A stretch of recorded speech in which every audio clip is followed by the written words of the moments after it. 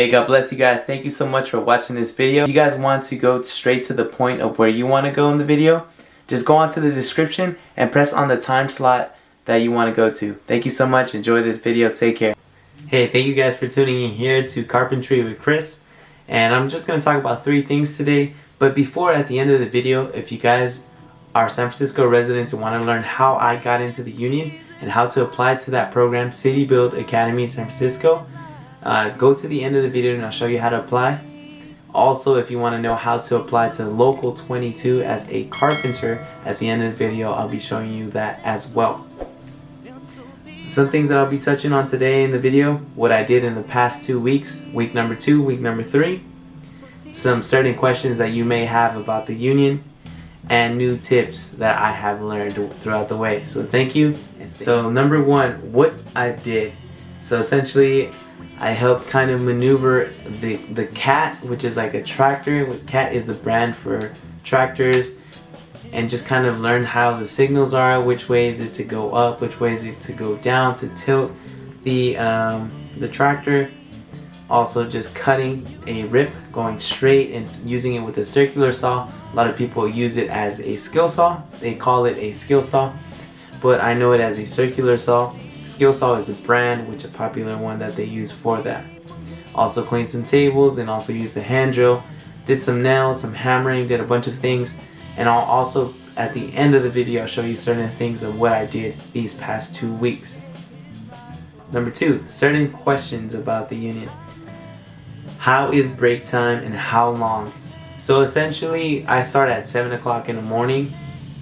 3 hours after, 10 o'clock is the first break, and that one's usually 30 minutes.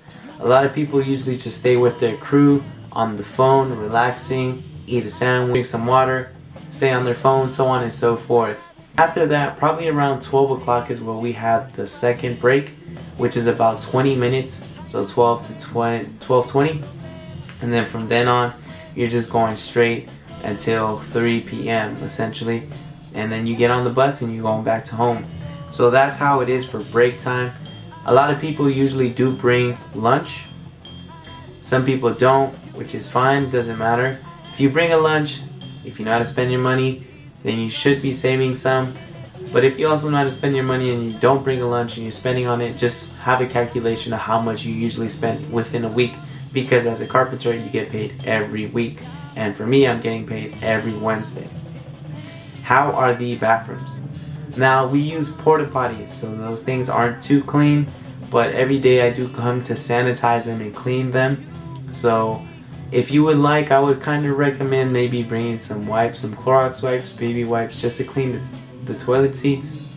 If you really want to bring some Febreze. Febreze the cheese.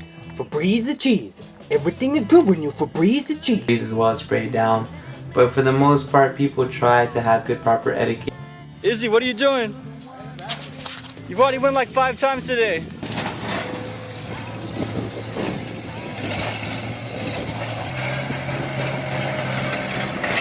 Yeah! There are some sinks where you just step with your foot on a button, it releases water, you start washing, use the hand soap, and so on and so forth. That isn't the issue, but the restrooms are a little bit, because you're sharing it with as many people there are on a construction site, and for me there's approximately about 50, so you can only imagine what kind of things I clean out. So I would just recommend maybe clean the toilet seat before you use it, and just try to have proper etiquette for whoever's up next. And another question is, do people take notice of my work? And absolutely, 100%, people are always watching. But even when they are not, you want to have that mentality that someone is always watching you. So yes, people do take notice of what I do, and for the most part you want to be known as someone who's working hard, who's hustling, and just trying to help out overall. But yes, people 100% do take notice. Just like you will take notice of certain people who work, certain people who work at a different pace, but they take notice 100%.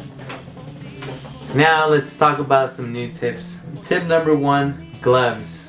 So if you're working with water, and at times they had me working with water with a water hose and so on and so forth, that's why I usually carry like 3 pairs of gloves. But if you put on some sort of like latex gloves beforehand, kind of like hospital gloves, before you put on your actual gloves. That will help you out so much, because when your hands get wet, you won't feel them as cold, and you'll still be able to maneuver and move your fingers around, and you won't have to change so many pairs of gloves. So that's a big plus. So if you guys have latex gloves and you know you're going to work with some water, I would highly recommend you put these on first and then your regular gloves on. Only if you're working with water. If not, your hands get super sweaty and it's just extra pair of gloves that you're going to waste, and I recommend not using them. Also, just kind of my job site, we are implementing a rule where you have to wear gloves that are cut 4. So in other words, what that means is there are cut 2, cut 3, and cut 4. So the higher the number is, resistant it is to it in getting cut. So for example, if I get like a knife and I cut through the glove, these are a little bit stronger where it won't automatically just open up. So these are level 4, and this, there it goes. So level cut 4, you see that cut 4A or something like that? That means that it's the highest resistant level, and it's gonna help you guys out in the long run. So I would highly recommend you guys get some gloves. These are pretty cool too, they look really nice. And they are durable. I have been doing some hard work on these. And yes, I do wear my gloves while I'm using the circular saw. A lot of people usually don't do that. But at my job site, we are implementing that. Really important too to follow the rules. Since we're in a pandemic, where I'm at, we have to wear a face mask at all times while we're working. If you're on break, it's okay to take it off a little bit here and there. Once you're done with your food and everything, I would recommend just putting it back on, because I have personally seen people get kicked out because after their break and they went back to work, they didn't have the mask on, and they are very serious about this. I've seen about 3 people go home, and one of them is a really good worker. There's just no favorites. So they want to see, at least at my job site, you're covering your nose, covering your mouth, and you're covering your chin. Those 3 points are very important. They don't want to see you working like this, or you're showing some parts of your nose. They don't want to see you putting your chin's exposed. They don't want to see this for sure. Well, duh. Just wear your mask properly. If they say you gotta wear it, you gotta wear it. So I would highly recommend that you guys start walking around the house, start doing a little bit of things. You'll get used to it. It's amazing how well the body adapts so fast and quickly. Also, wearing safety glasses, and I tend to sweat easily, so they fog up. But they gave me these glasses that are brand Pyramex, I believe. They are really good. I highly recommend them. Really surprised that those things are pretty good. They still fog up, but not as much as I would think. And usually what I do is I'll put on my mask, and then I'll tighten this part, and then I'll put the glasses on top of it, so then the fog doesn't go in like that. Another tip, the importance of sleep. Highly recommend at least trying to get 6 hours of sleep.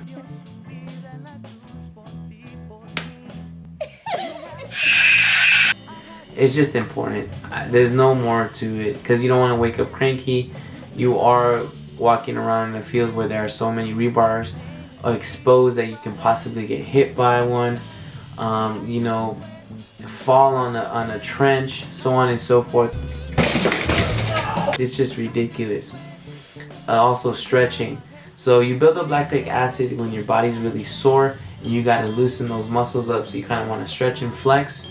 Every shift before we start, we stretch and flex. So in other words, we stretch, release that lactic acid, that tension that we have built up from the strenuous work as a construction worker.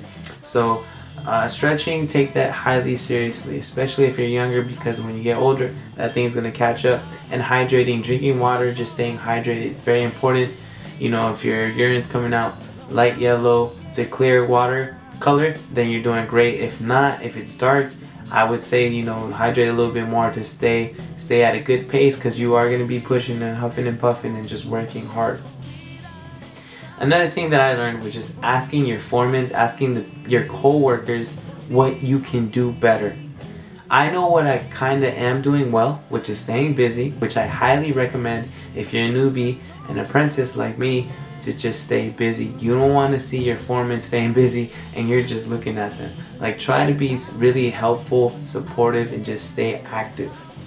But another advice is also just asking what you can do better. And I remember my foreman said, you're doing everything really well, you're learning, you're simply in the learning stage, so there isn't much to expect, but you're doing really well. As my other co-worker, he told me to just work on my technique of how I release the cord when I'm just kind of like, instead of just throwing it all down the ground and just getting all tangled up, he taught me a certain technique or a certain way. So there's always something to improve. I also learned something quite funny where my boss offered me a sandwich, but I turned it down for lunch, and one of my co-workers said, hey, if the boss offers you a sandwich, you never turn it down. Like, oh, say less. So my advice to you is don't turn down the sandwich. And he told me, because you know, if they offer you something and you don't take it, then they're probably one day just gonna stop offering it to you and possibly offering it to everyone else because you guys just don't want it. This is very important. I learned this kind of from working with my dad prior to getting into the union, but your foreman, your co-workers have been in the union, so some of them may be in there for 5 years, others 20, so on and so forth. But you tend to want to be the guy who's holding the tool and letting them relax a little bit. For example, you see they have a hand drill, they have a circular saw, they have a shovel, so on and so forth. Just be like, hey, I'll take that for you. Hey, I'll grab this for you. You need some help? Usually they'll be like, no. But that's why I don't really ask them if you need some help. I just be like, hey, I'll grab that shovel for you. Oh, here, give me that shovel. Here, give me this, give me that. So I'll carry it for them.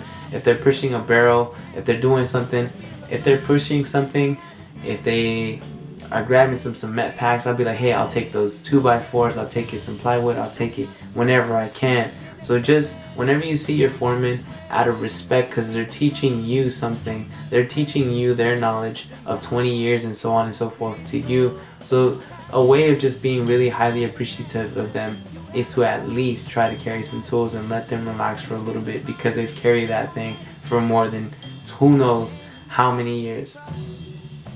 And last but not least, just always stay busy.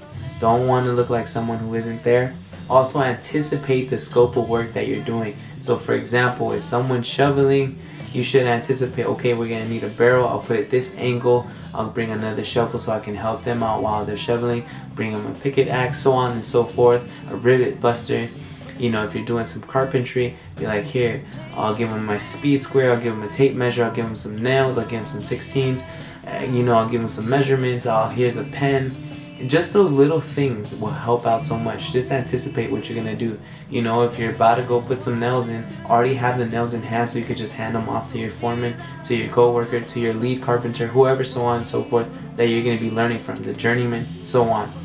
So just anticipate work. Just always stay thinking and how you can improve and how you can help them, because this is very important. The more problems you can resolve for your foreman, for your journeyman, for whoever you are helping, the more they're gonna like you and want to keep you. But if you can't resolve issues and you are causing more of them, you know, sooner or later those 2 paychecks are coming in and hey, you're out of a job. So it's very, very important to just always stay thinking. Just stay positive too, stay positive. Even if you mess up, be like, okay, the next time I'm gonna do a lot better.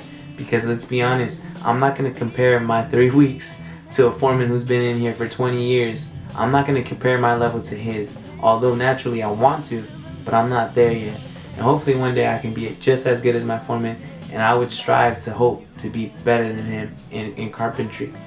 But you know, take it day by day, just stay focused. Now, if applying to Local 22, Google search Local 22 for California. Choose Local Union number 22 San Francisco. Choose Join Us. You're going to choose this option right here, ctcnc.org.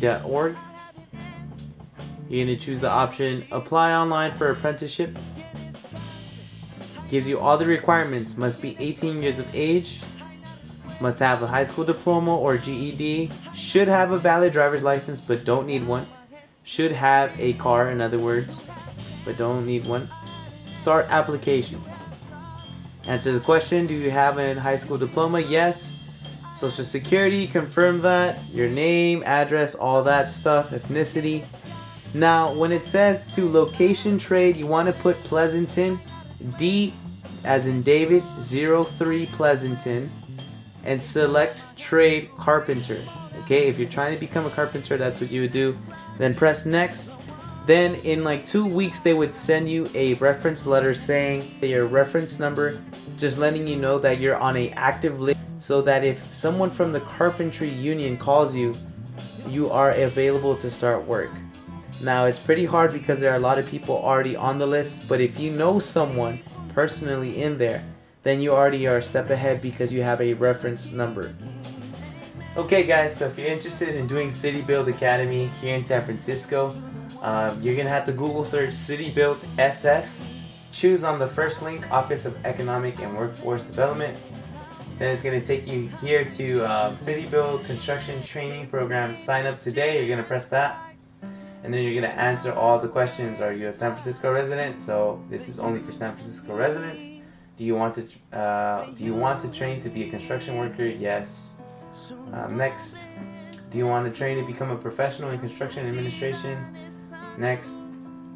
Do you have construction experience? This isn't a yes or a no. There's no right answer. It's just honesty. I'm going to say yes because I had some with my dad. And then my first name. And then I'm going to fill all these out. First name, last name, phone number, middle name, so on and so forth. After you fill this out, you're going to press next. Once you fill that out, it's going to give you some information on who to contact. Give you an email, and then it's going to say contact the CityBuild representative to learn more. And then you're just going to press next. Thank you guys so much for watching this video. God bless you. Take care.